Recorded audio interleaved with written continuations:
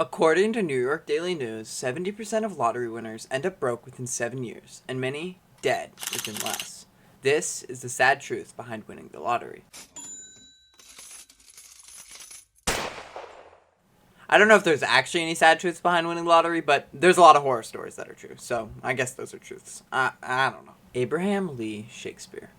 At the age of 40, Shakespeare purchased a winning Florida lotto ticket at a Town Star convenience store in Frostproof, Florida on November 15, 2006. Well, he didn't actually purchase it. His coworker Michael Ford did. The two were on a road trip in Miami together when they made a brief stop at a gas station. Ford left the truck and asked Shakespeare if he wanted a soda. Shakespeare instead insisted for Ford to buy him 2 lotto tickets. According to Shakespeare, paying Ford $2 for the tickets out of the $5 he had on him that day. After winning a jackpot of $30 million, Ford came to Shakespeare demanding a cut, no less than $1 million. Ford sued Shakespeare because he refused to pay, claiming that Shakespeare stole the lottery tickets from his wallet. Shakespeare came out of the court victorious after Ford's story was heavily doubted, and then decided on the one-time lump sum payout of $17 million. He then decided to relocate to a gated community from his working-class area in Lakeland, Florida. And aside from his $1 million house, his other splurges included a Nissan Altima and a Rolex watch he acquired from a pawn shop. But as time went on, he grew frustrated with his wealth, telling his brother, "I'd have been better off broke," and a childhood friend that, "I thought all these people were my friends, but then I realized all they want is just money." One, by the name of Doris Donegan D.D. Moore, who formed Abraham Shakespeare LLC with Shakespeare, giving herself control of the firm's funds, withdrawing $1 million, and buying herself a Hummer, Corvette, and a truck before going off on vacation. She later claimed that the money was all a gift from Shakespeare. And on November 9th, 2009, Shakespeare's family reported him missing. They claimed they hadn't seen him since April of that year and were hoping he had gone to live on a beach in the Caribbean Sea. Moore told many stories of Shakespeare's whereabouts, ranging from him being in Jamaica or Puerto Rico to him being sick in the hospital, yet nobody heard of him. Well, they did, but it wasn't him. Moore, who was living in his house, was also using his cell phone to send text messages to his friends and relatives, pretending she was Shakespeare, but the recipients weren't falling for it, saying how it didn't sound like him because Shakespeare was illiterate, and he would now go silent when people were asking questions. Moore tried to find someone who would take the blame for Shakespeare's death for $50,000, and at the same time, she was trying to make it appear that Shakespeare was still alive. She offered to pay someone to dig up and relocate Shakespeare's body. Moore told investigators that she paid Shakespeare $655,000 for his home and $185,000 for outstanding loans to others. However, there's no evidence that she paid him anything. Pause. The person on your screen right now is Greg Smith, a friend of Shakespeare. And later in this video, I'm going to allude to Shakespeare's body being found due to an anonymous tip-off, but it was actually an entire sting operation. To put it in short, he was mic'd up and got DD'd. Okay, mic'd up might not be the right way to say it, but he put a mic into a Red Bull can and used that as a hidden mic. So, is he mic'd up? I don't know, but yeah, mic'd up is what I'll go with. And got DD to confess to a whole lot of shit. Well, sort of. She was still lying, but there's a lot to it. I'm going to link a little documentary that I watched on this, but I gave you the information you need. Now, back to the meats and guts of the video. Moore offered the mother of one of Shakespeare's 2 sons a $200,000 home if she told detectives she had recently seen him. She also paid $5,000 to one of Shakespeare's relatives to send his mother a birthday card that appeared to be from him. But thanks to a tip-off, Shakespeare's body was discovered in the backyard of a house bought by Doris Donegan Moore, buried beneath a freshly laid concrete slab and 9 feet of soil. Shakespeare allegedly passed away on April 6th or 7th on a single-story Plant Ranch City house. He was reportedly shot multiple times in the chest. On February 2nd, 2010, police detained Moore in connection to Shakespeare's murder. A court placed a bond at $1 million. The police reported that Moore had persisted in trying to persuade others that Shakespeare was still alive. Moore told police several stories about what happened to Shakespeare. She blamed drug dealers, a lawyer, and her 14-year-old son, although later she claimed that the murder of Shakespeare was in self-defense. Moore was formally charged with first-degree murder on February 19, 2010, but this isn't her first run-in with the law. In 2001, she was convicted of insurance fraud and falsely reporting a crime after it was discovered that she had once staged a scene in order to fraudulently keep a vehicle that was about to be repossessed after falling behind on payments. She had a car parked in a garage and pretended to be kidnapped, sexually assaulted, and carjacked. According to investigators, she taped her own wrists and threw herself at someone else's car. She even underwent a rape examination. Moore has since been the focus of a variety of TV episodes and stated that she planned on selling the rights to her story in order to pay $200,000 to a lawyer who could get her out. Moore denied all charges. Evelyn Adams.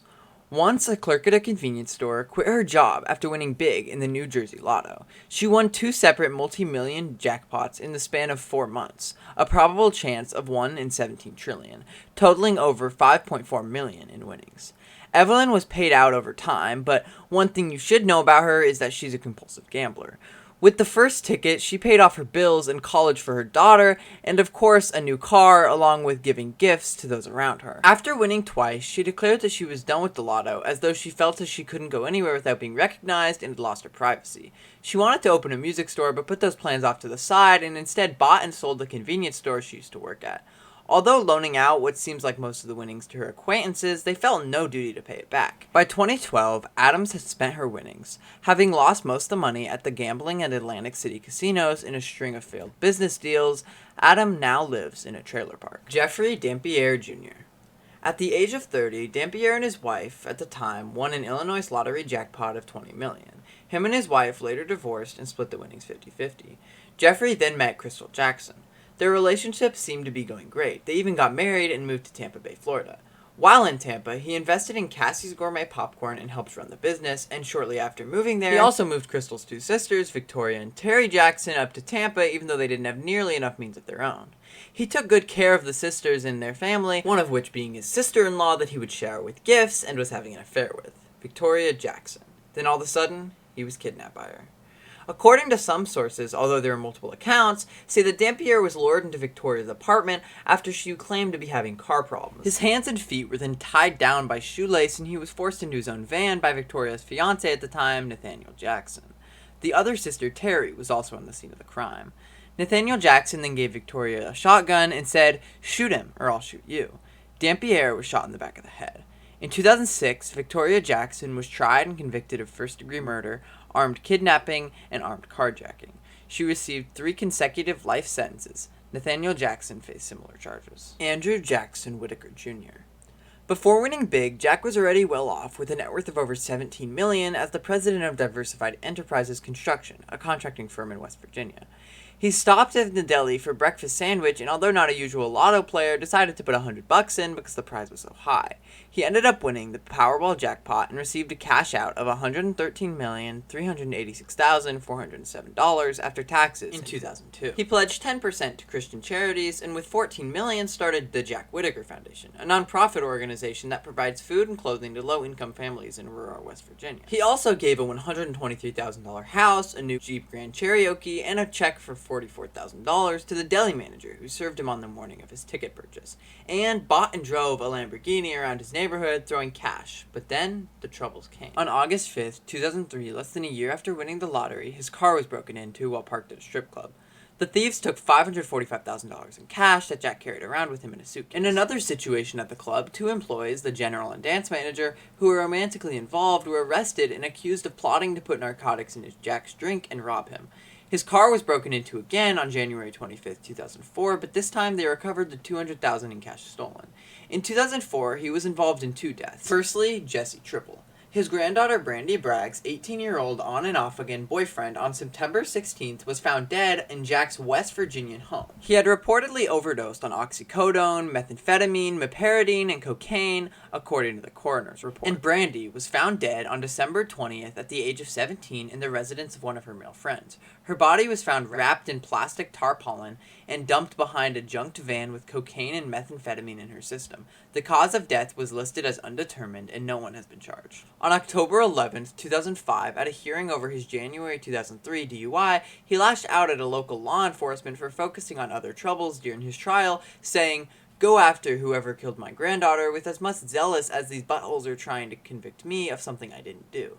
Caesars Atlantic City Casino later sued Whittaker for bouncing $1.5 million in payments to cover gambling losses. He countersued, alleging that the losses were intended to be refunded as a result of the slot machine he created, and that they were in reality owing him money. There was even more financial drama on January 11, 2007, after he failed to pay back a woman who had sued him, claiming that on September 11, 2006, the thieves took all of his money. On January 5, 2009, Ginger Whittaker Bragg, Jack's 42-year-old daughter and mother, Brandy, was found dead with no explanation, but foul play was not suspected. And on December 2nd, 2016, around 7 p.m., Jack's Virginian home was fully engulfed by flames and deemed a total loss. Luckily, there were no injuries, and although his wife was home, she made it out safely, although the house was not insured. Jack died on June 27, 2020, following a long illness. No further details were given. Victoria Zell.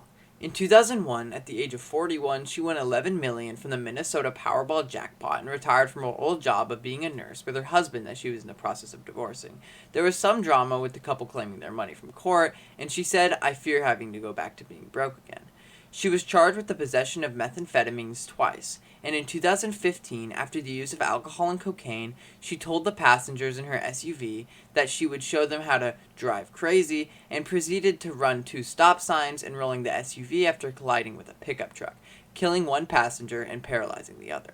She was sentenced to 7.5 years in prison and settled a civil lawsuit for more money than she had remaining. Well, that's all for this video. Thanks for watching.